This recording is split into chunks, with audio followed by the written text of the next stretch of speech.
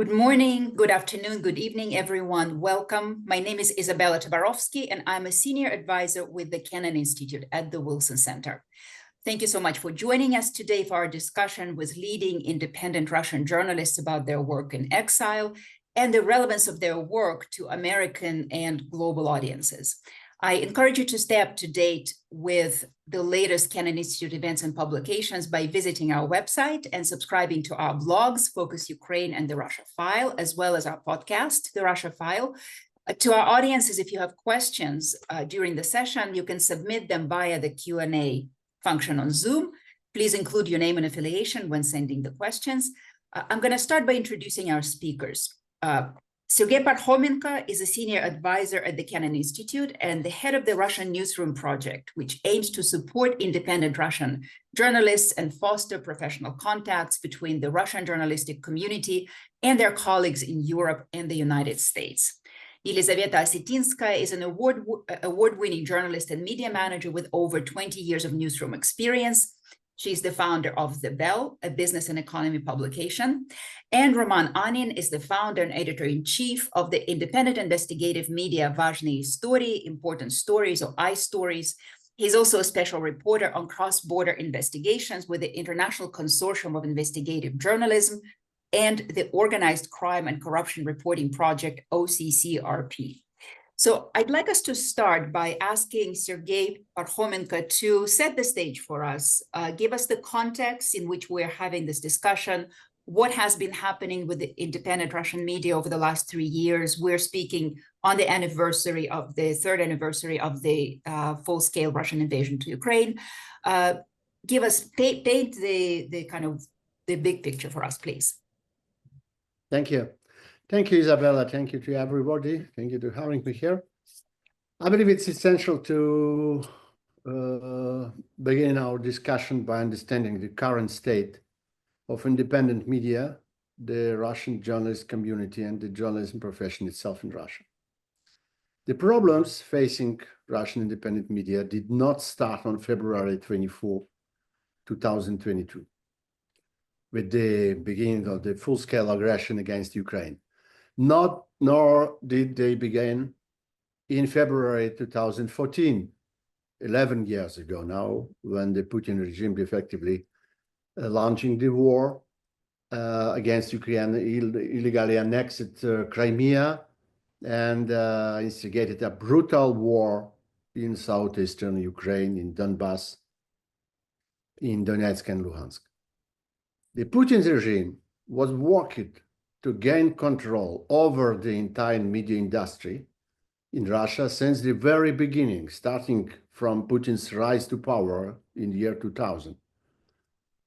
Over the 25 years now, Russia has consistently created a new legislation, juridical practices, and the operation of various enforcement agencies, including the prosecutor's office, police, intelligence services, financial control agencies, as well as agency regulating the internet and radio and TV broadcasting, all this to control the media industry, make the existence of Russian journalists insupportable. That was a politics of Russian state in this year.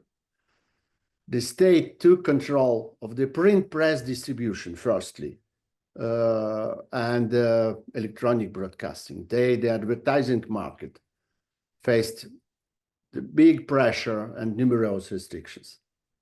Finally, the past 12 years, starting 2012, following the large-scale civic protests and activist demonstration against human rights restrictions and election fraud in 2011-2012, the regime began direct attack on independent media.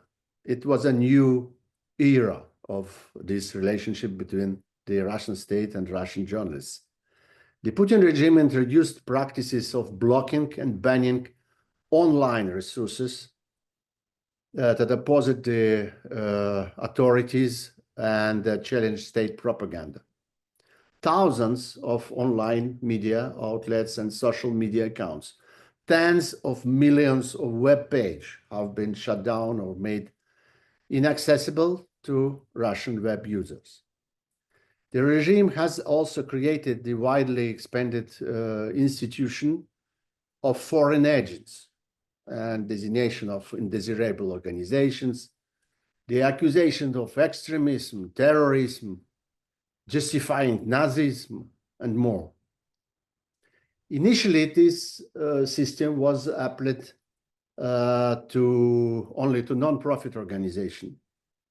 And then these kind of labels were later extended to entire media outlets and finally to individual citizens decided as enemy by the state.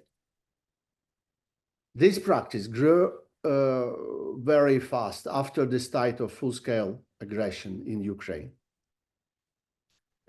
Now in Russia, we have a severe regime of military censorship. It's a censorship, that's all. This was established in Russia with the beginning of war. Any dissent or statement contradicting the aggressive and militaristic state propaganda, all this doctrine result in severe punishment. Today, the Russian Criminal Code and the Russian Civil Code contain dozens of articles that penalize any statement or public action that the Putin regime considered harmful or dangerous for him. For spoken words, just social media posts or comments in Twitter or Facebook, for web page, for YouTube video, even for response to street interviewers. We have some case of this. Any citizen can face accusation of discrediting the army and state authority, or spreading false information about the war. Even the war is banned in Russia and punished in Russia for extremism, for terrorism, justifying Nazism, or even treason or espionage.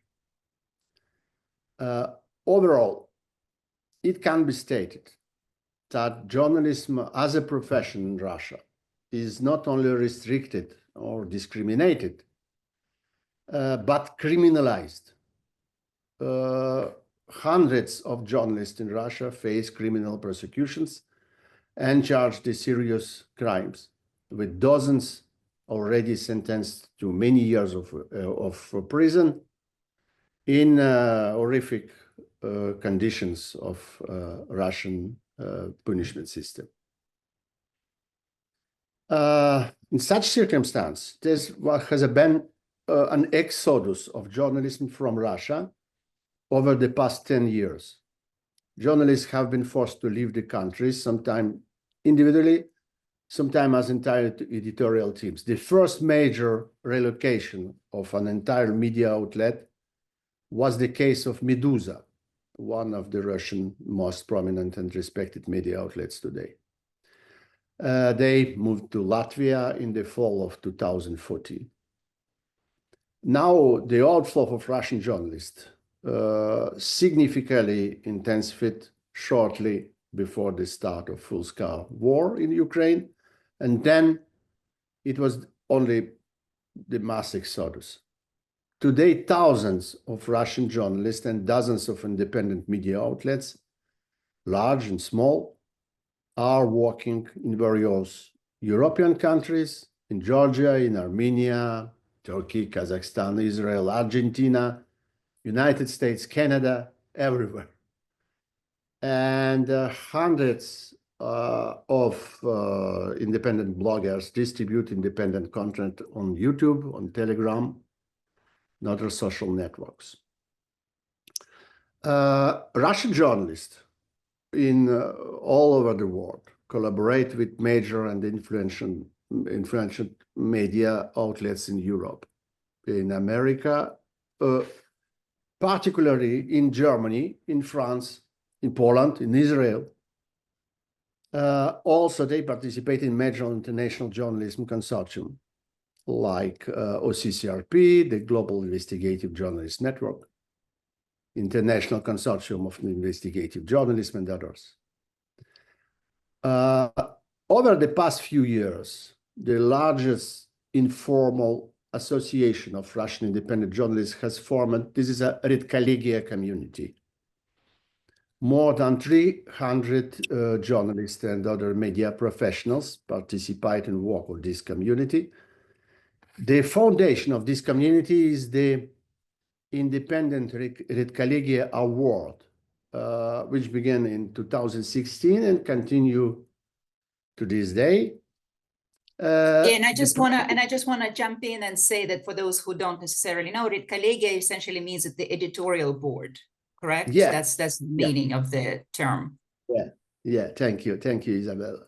So it was a firstly the project of independent award, designated monthly, not once a year, but once a month, where we award Russian journalists for outstanding work and supporting high journalism standards. This prize is founded by the Min Foundation, one of the most active philanthropic organizations supporting Russian media.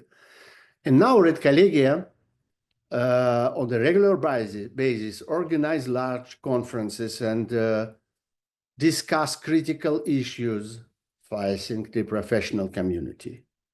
The Kennan Institute actively supported Redkollegia with this program, Russian Newsroom, and participate actively on these conferences every time. So now, let's see more closer to the specific subject of this discussion. After years of repressions by the Putin regime, Russian independent media have developed exceptionally high standards and professionalism in investigative journalism. And I would say that Russian investigative journalism is now considered as one of the strongest and more recognized globally. The work is shared by the global media community, and we have numerous collaborations with leading Western media outlets, German Der Spiegel, or the Deutsche Zeitung, Le Monde in French, British Guardian in States, New York Times, Washington Post, Politica, Time Magazine, and many others. These media actively collaborate with Russian reporters and entire editorial teams. Russian media maintain a large audience. And what is very important in my point of view is that this audience remain unified. The professional community of Russian journalists recognize the critical task of avoiding the division of Russian media audience into domestic and exile audience. And most viewers, most readers, most listeners on YouTube, social media, and Russian media websites still come from Russia, from inside Russia. This integrity is due to work of investigative journalists, firstly, I think. They counter Putin's propaganda and disinformation by providing their audience the reliable, independent information about the war, about the events of Russian-Ukrainian front, and in the Russian occupied territories. Much attention is also paid to topics such as the mobilization and war costs, the true state of Russian economy, political repressions, and disruption of Russian justice system. That's the very important thing also. So today we will, I think, dive deeper into the two powerful investigative projects by Russian journalists. It seems to me that such journalist work is the answer for the question why Russian independent media are needed today. Just seeing this kind of work, we can understand what can be expected from Russian journalists now on the circumstances of war and what value they bring to political and social forces worldwide opposing the Putin's aggression. It's a contribution of Russian independent journalism for this resistance, for the global resistance against Putin aggression. That's all. Thank you, Isabella. Thank you. Thank you very much, Sergey. And I want to emphasize that the project that you started and that you're leading, Redkollegia, the editorial board project, is really crucial. And in fact, today, for those who read Russian, I would say this is the best source. If people go to the website of the Redkollegia project, there is sort of an ongoing scroll of all of the best Russian media, of all of the best that the Russian media, independent media today produces. And you can go and you can see it's truly a wealth of reporting, a wealth of journalistic excellence on view. It's really the source of information. So now I want to turn to Elizaveta Osetinskaya to talk to us about one of these projects that I think are really extraordinary, and what makes them so extraordinary in particular, both the ones that she's going to talk about and Roman, is that they are conducted under the conditions that Sergey has described, complete censorship inside Russia, and yet they manage to extract information from the country that they can then communicate to Western audiences and American audiences. And this information is really important for all of these global audiences. So Elizaveta, the floor is yours. Thank you, Isabel, for this great presentation of me. So I'm the founder. I'm Elizaveta Osetinskaya. I'm founder of the Bell. On this landscape of the Russian independent media outlets, the Bell has absolutely unique position because the Bell is the only independent economic title in Russia today. There are many used to be many professional economic outlets where our team and founding team used to work. Those are Forbes, Vedomosti, produced uniquely together by Financial Times and Wall Street Journal, what is absolute nonsense in today's competitive world, but it happened in Russia. RBC Media, which is a large digital economic media outlet, our founding team all used to work there. And when harsh censorship came soon after Russian first stage of Russian invasion of Ukraine, we decided that this is, we were kicked out from our publications where we worked, and we decided this is time to create something innovative. And we were inspired by the best Western global examples. In particular, we were inspired by, I'm trying to share my screen, by, let me know if it works. No? Yes, it works. Yes. So we were inspired by success of Axios and Quartz. We, from the very beginning, were focusing on so-called westernized global-minded Russians living inside Russia and outside Russia. We, from very beginning, we were incorporated out of Russia. And it made us maybe less threatened by events of 2022, when everyone had to leave the country. And by today, we have a stable niche audience because it's a niche publication, but it's quite stable. So we have about 90,000 subscribers in emails. So we followed Axios model with newsletters. We have about 500,000 of YouTube followers, and of course we use Telegram. So during our careers, we have observed mostly appearance of Western companies in Russia. So since early 90s, we saw a lot of examples how global companies made financial success in Russia. And in some extent, we were ourselves product of this success with Axel Springer and with Financial Times and Wall Street Journal.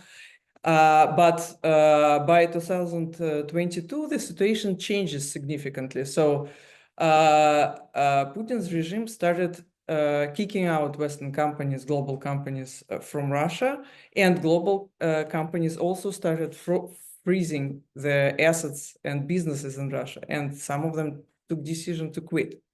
At the Bell, we decided to investigate when some companies sell their business. So who are the beneficiaries of this leave?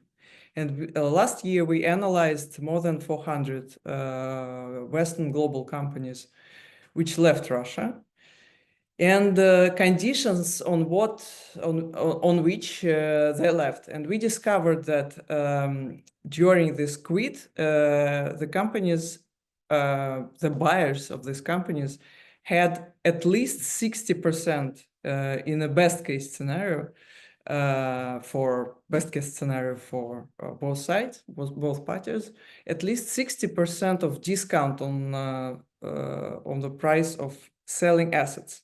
So for those who purchased these companies or took these companies over, that was absolutely unique opportunity to buy really, really cheap, and also to buy companies with the best practices, the most advanced technologies, the most advanced business practices, and people. So we wanted to understand who were these beneficiaries of this exodus, I would call it.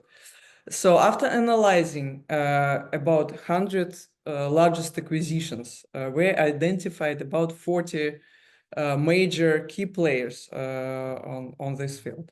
And they overall received about 30 billions of annual revenue for very, very low price of these assets.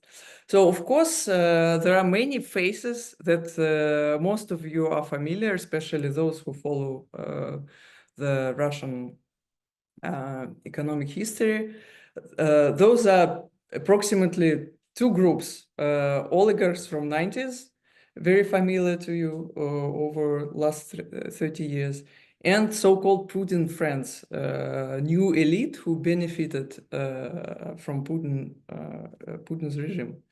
But we discovered that these two groups only took 30% of the assets. So of course the question for us was, who are remaining 70%? And here we discovered that there is a new economic elite that appeared in a very short term, period, and this is a new economic elite was absolutely unknown for most of people from general public. So I just want to present a few names, just give you some examples. What we can look at: Alexander Varshavsky. For those of you who deeply follow the story of ProBusinessBank and the scandal with Zhelezniak and so-called banksters who left Russia with billions of dollars, this guy, Alexander Varshavsky, sued them for taking his money. He's an ex-New York taxi driver who turned to become one of the successful suppliers of luxury cars to law enforcement ministries.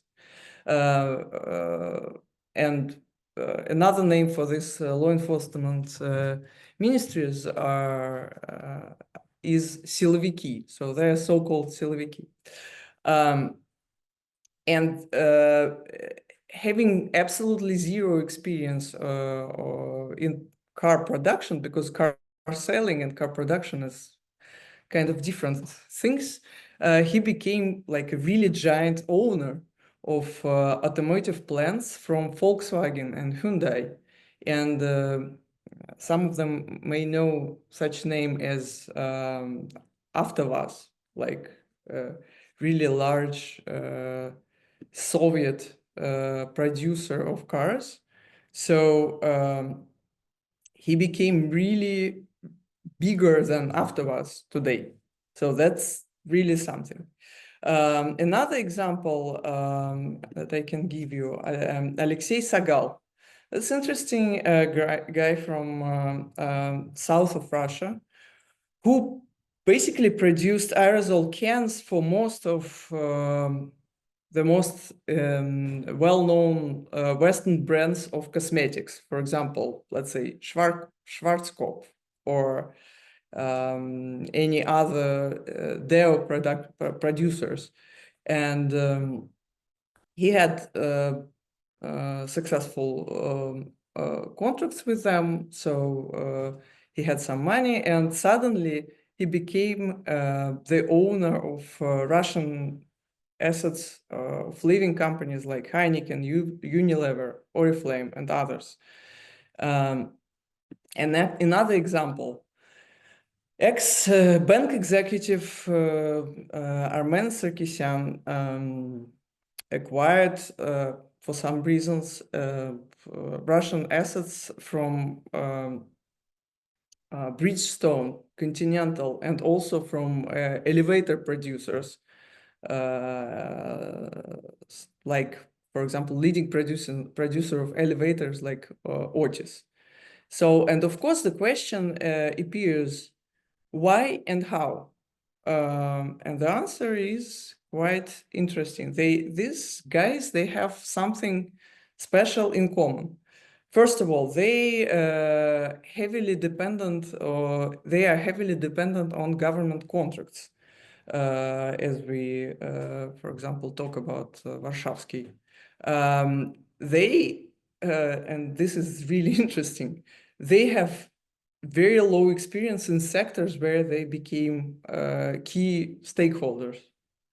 And what is the most important, of course, they have ties with senior officials, because if we are talking about Alexei Sagal, he is known that he has mutual business with some relatives with senior government official who is in charge of industry. Or Armen Sarkisyan has relationships with sport official manager Vitaly Mutko. So if we analyze all the list of these new names, we can find like some sort of same features in their lives and history. So if we make more observations here, what can we discover? We see that Kremlin is really grooming a next generation of new Russians. And their key features are that they are very loyal. They are less autonomous than even a previous cohort of oligarchs who also received their capitals and their assets with the help of the state. And they are, of course, very dependent on state authorities.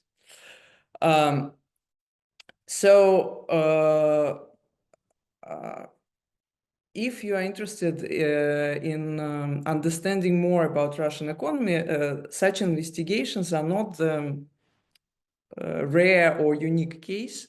of what we are producing, because when I was talking about our audiences, within our audience, we have a special section which we produce from the very beginning in English for global audience. And our purpose here is to give more understanding for general public on the West how Russian economy is working. And we find that we produce such newsletters twice a week.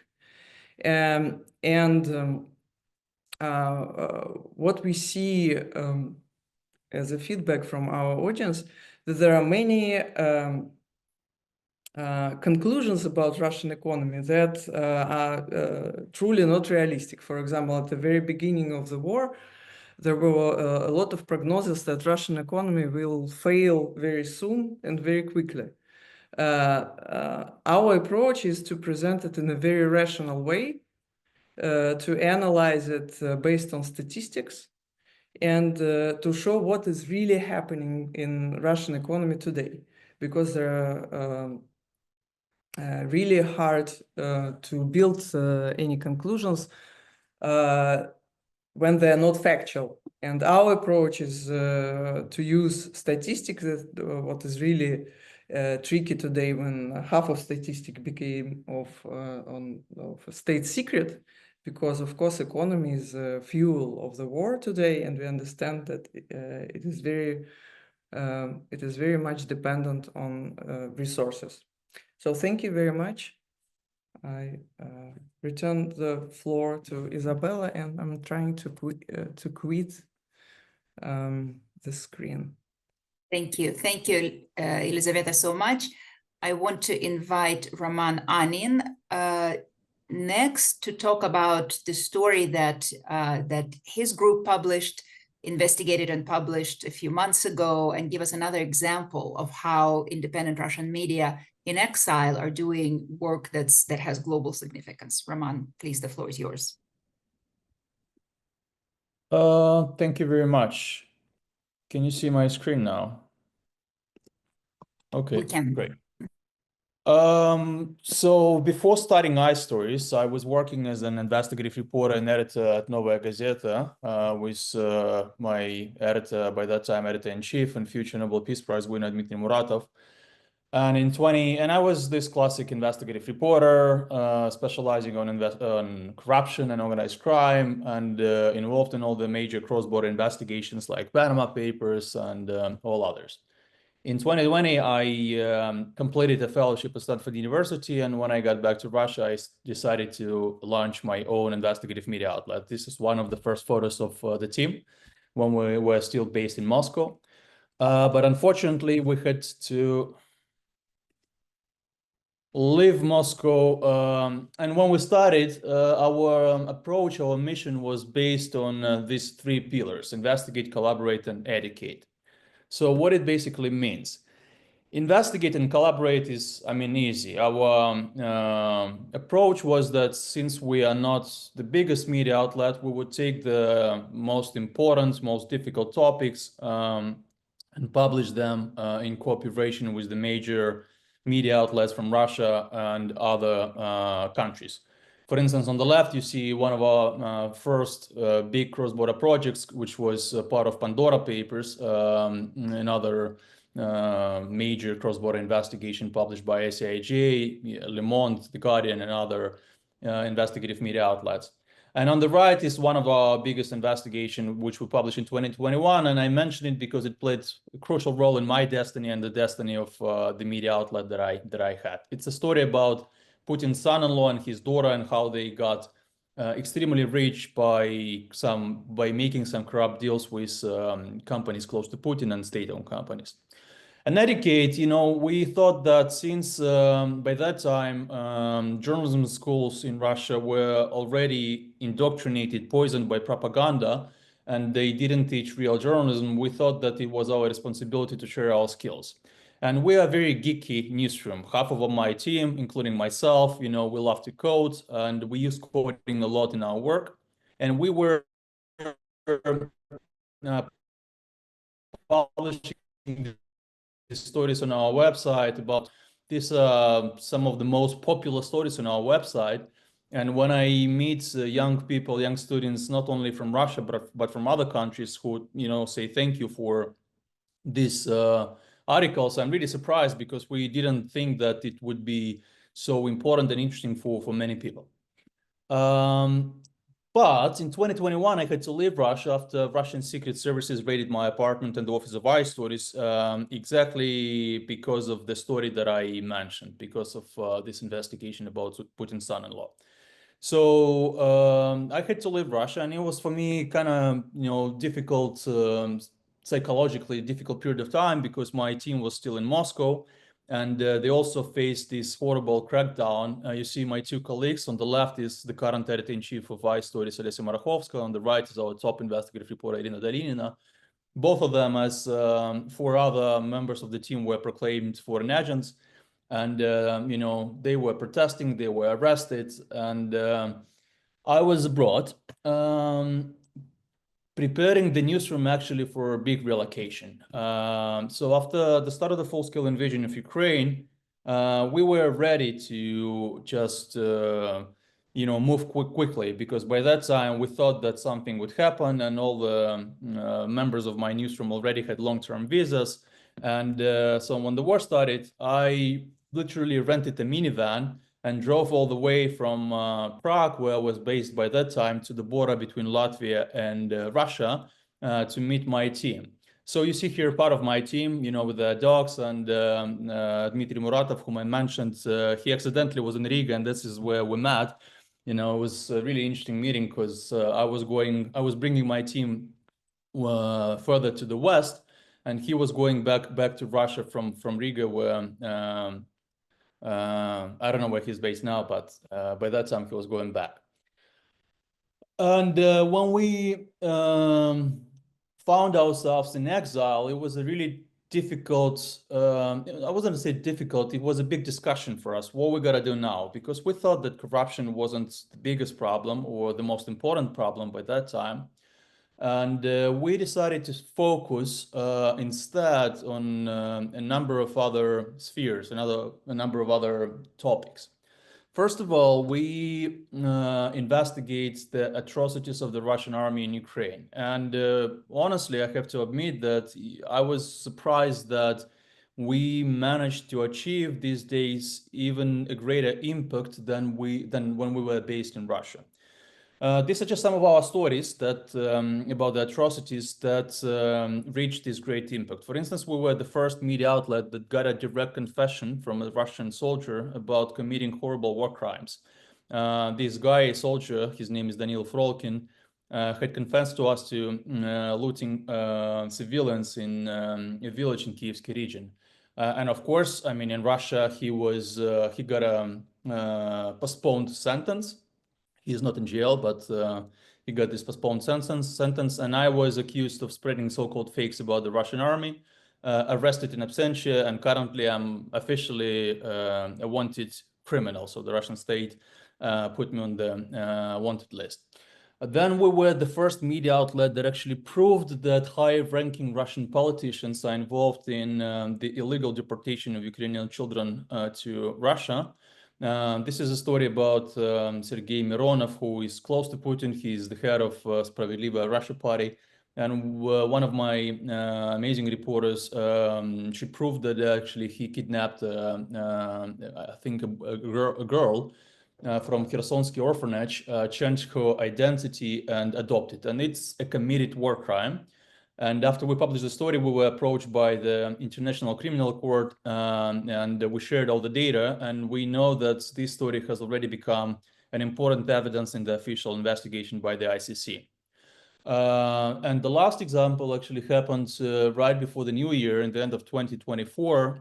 We were approached by this, probably you've heard about this project, it's called Reckoning Project, that has on its board people like Timothy Snyder, the head of Ukrainskaya Pravda, Sevgil Musaeva, and other big names from Ukraine and the US. And they came to us with a photo of, I believe, 7 children from Ukraine, asking us to find out their destiny, because so the only thing they knew was that these children were kidnapped to Russia. And our investigation found that one of the boys unfortunately committed a suicide because he wanted to go back to his motherland and he wasn't allowed to. And he felt lonely and betrayed, and he committed a suicide. And the day we published the story, Ukrainian prosecutor's office opened a criminal investigation. Besides investigating war crimes, we also investigate Putin's war machine, how Putin regime smuggles components from the West to produce arms. And again, you can see only a couple of examples of our stories, but recently we calculated that more than 30 entities and people were added to sanctions list following our investigations. And we are mainly talking about companies that are involved in the production of missiles, drones, and other bloody weapons. And last but not least, we also love doing regional stories. And the reason why we love to do that is because if you look at the statistics, if you look at sociology in Russia, you will see that the Russian society is split into three major groups. There are two groups I would say, extreme groups. One extreme group is something that I call bloodthirsty supporters of the war. It's about maybe 20-25% of the Russian population. These are people who believe that it's a good idea to throw a nuclear bomb on Kyiv and kill everybody. And unfortunately, there is nothing you can do with them. The other extreme group, those opponents of the war, I would also say that it's about 20% of the population. And these are allies. These are people mainly from big cities like St. Petersburg, Moscow, Novosibirsk, and maybe some others. And of course, these people understand all the consequences of the war, and in general understand that it's a horrible thing. And they're great people, and of course, we want them to have as an audience. But simultaneously, the biggest group, the one in between, something that we call this shifting middle. These are people who not really support the war, and I wouldn't say that they seek with hatred to Ukraine, but rather they seek with apathy. They think that they can't change anything, and they don't want to know anything.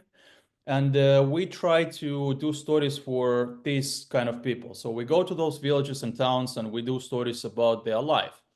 And again, surprisingly, sometimes we achieve really interesting impact. So you can see some of our stories. For instance, the story on the left, we went to Karelia, a region that is on the border with Finland, and we showed just, horrible housing conditions in which people live. I believe that 30% of the population of this particular town where we went live in completely dilapidated houses, houses that's, it's impossible to imagine in 21st century. So the video itself was viewed by almost 2 million people. And in a couple of days after we published it, local authorities had to admit that even though the story is a plot by puppets, hired by the CIA, still the problem is there, and they promise these people that they will move them to better houses. The story in the middle that you see that was viewed also by more than 1 million people is the story about a village in Krasnodarsky Krai in the south of Russia.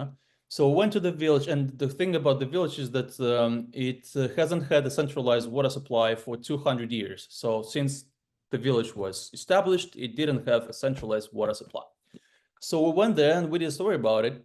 And the next day after we published the story, local authorities promised that they, not even promised, they started building a water supply, which is really surprising. And I mentioned that, these stories are popular, or I would say they were very popular, because after YouTube was blocked, we saw a significant decline in our viewership on YouTube. But still, sometimes we get really good numbers. And I wanted just to show, statistically, that our approach to access this, to work for these people in the middle is actually working. By showing you some inner statistics from YouTube. For instance, this is the story that we published in the beginning of the full-scale invasion from Buryatia. a very poor Russian region that was hit by mobilization, and that had a lot of many people from this region, many men from this region actually died in Ukraine. And we just went there and talked to relatives of the Russian soldiers and, showed a video, like a mini documentary about how they live, what they think. And the story was viewed by more than 10 million people. I will later show you the statistics of where these people were coming from. But before, I wanted to show you, to point your attention to another video, this in the far upper, in the right upper corner.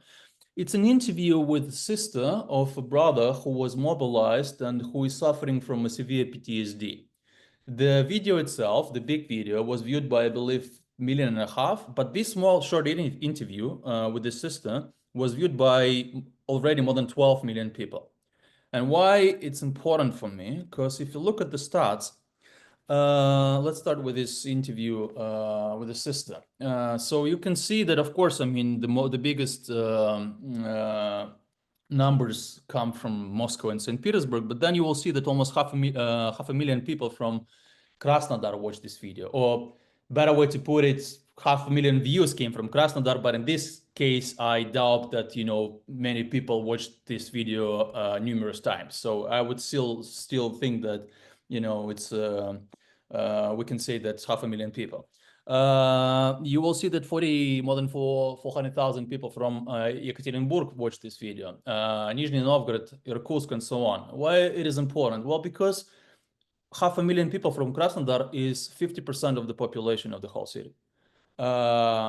If you look at the video on the left, this mini documentary, it's 40 minutes length, that I mentioned from Buryatia, you will see that almost 600,000 people from Irkutsk watched this video. Irkutsk is one of the major Siberian cities, and it means that 60% of the population of the city watched this video. For me, it's very important because I ask myself, do we increase the probability that, more people in these regional towns will understand the real consequences of the war and will start asking questions about Putin's regime and the price that Russia is paying? My answer is yes. I don't know how many people we persuaded or, changed the perception of what's going on, but we definitely increase the probability that more people will become aware of what's really going on. And the last thing that I wanted to mention, why our media outlet and other Russian exiled media outlets are important, is because we provide this unique expertise about one of the most important regions in the world. I mean, you like Russia, or you don't like Russia, or you hate Russia, but still you want to know what's going on there. And, you can find this expertise in stories that we publish. And I'll mention one of them. This last year we published a story that probably the majority of you have heard about. It's about Pavel Durov's secret travels to Russia. It was a really big story that was picked up by all the major international media outlets, from New York Times to you name them. But not so many people know that actually we broke the story. So we published the story that was later picked up by all these international media outlets. And this is again important if we were in Russia. Thank you very much. Roman, thank you so much. And I think that what your presentation showed us is that there are stories that you publish that speak directly to issues that American, for example, audiences should care about. You've done really important investigations about sanctions evasion and topics like that, but also stories that are directed at the internal domestic Russian audiences are equally important, because they help people inside the country understand the reality of what's going on, understand the facts, understand that it's not just the narratives that they're hearing inside their propaganda bubble. So, and you know, one might say, well, you know, so what? They're still not coming out to the streets to protest, but that's not the only measure. I mean, we know that during the Cold War, you know, all the people who listened to foreign media, they formed a kind of an alternative, you know, a group that formed an alternative perspective inside the country, so that when an opening happened, it was easier to bring down the system, essentially. Let's put it that way. So, so this is really crucial. Lisa, I want to ask you, with this story that you told us about essentially the plunder of of Western assets, of the Western companies that left Russia. What does that mean for the landscape of the Russian business? So presumably at some point this war will end and Western businesses will start going back to Russia. Presumably they will find something completely different. It will be a completely different landscape. How do you describe that? What can you say in that regard? Well, it's kind of a complicated, a very complex question, and because there are some different dimensions of potential return. First of all, you know, a lot of cases with big names who left Russia, like, let's say, the first name that came to my mind is McKinsey. So certainly McKinsey stopped operations in Russia, but they easily can return with their brand and hire and to find competent people and hire them. It's a very different situation with competition. Let's talk about automotive industry. It's all dependent on China today. It's a huge Russian market. Well, it used to be a very important market for European producers, maybe a little less for American producers, but also important as well. And for Japan, producers from Japan. But if they return back today and theoretically would try to start like building the cars, they will face huge competition from China. And it depends from industry to industry. And also the question is, if there are some gaps that they will find based on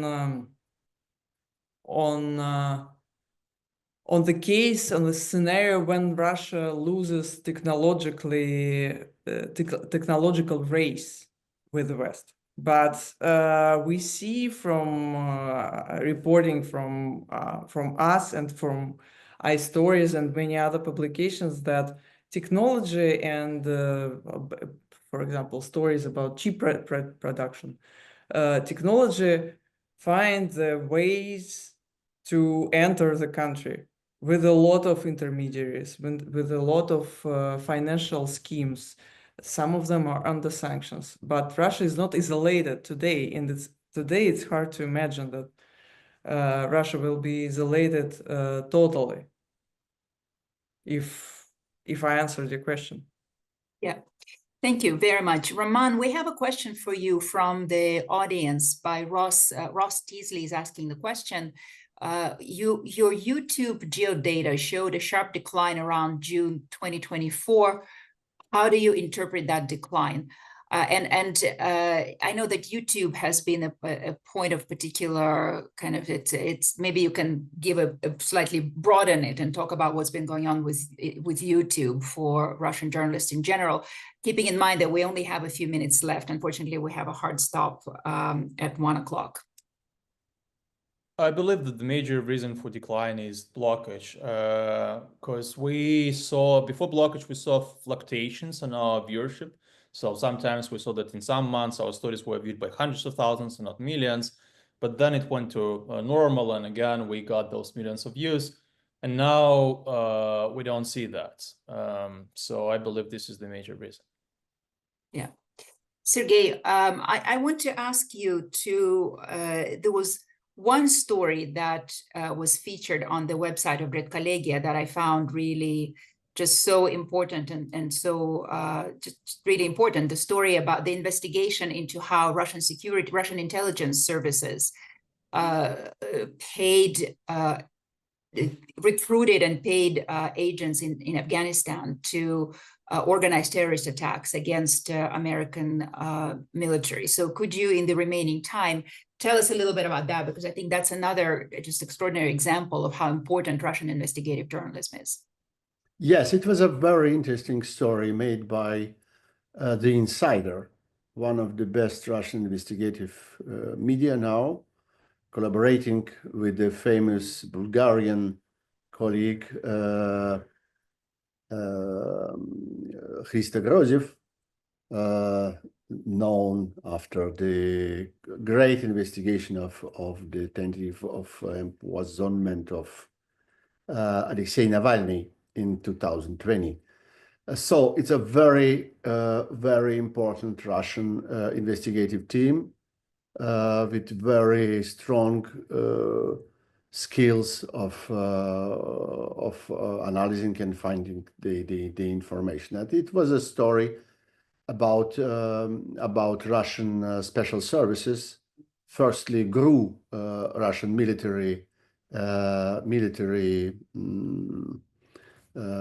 special service working in Afghanistan, and they promoted and organized this all kind of sabotage in Afghanistan against American administration and American troop, and even paid for assassination of American officers.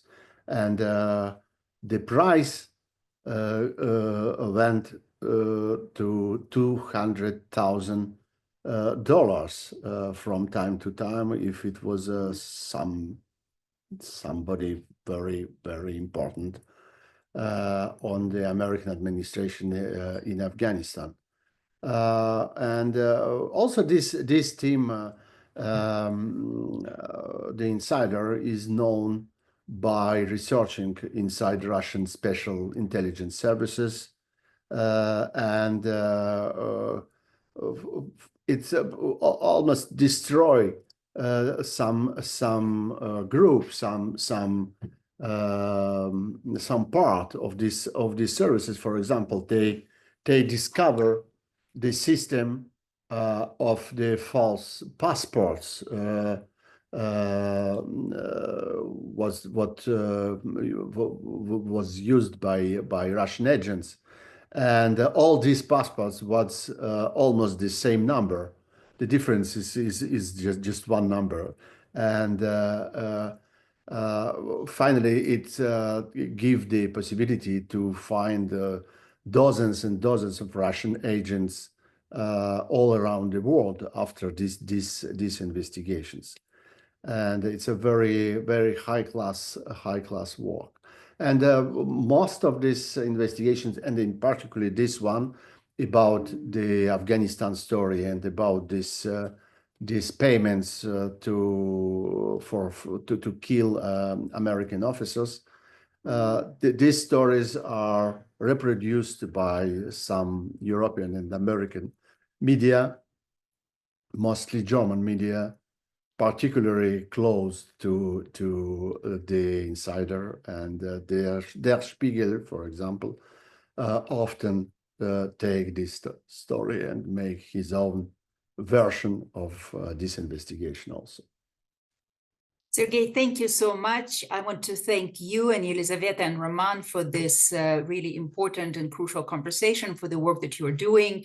And I want to thank our audience for joining us today. I want to invite our audience to follow each of the outlets that you have heard from today, The Bell, iStories, and of course, follow Redcollegia, which just gives you the entire full picture of what's going on of what Russian independent media are reporting on.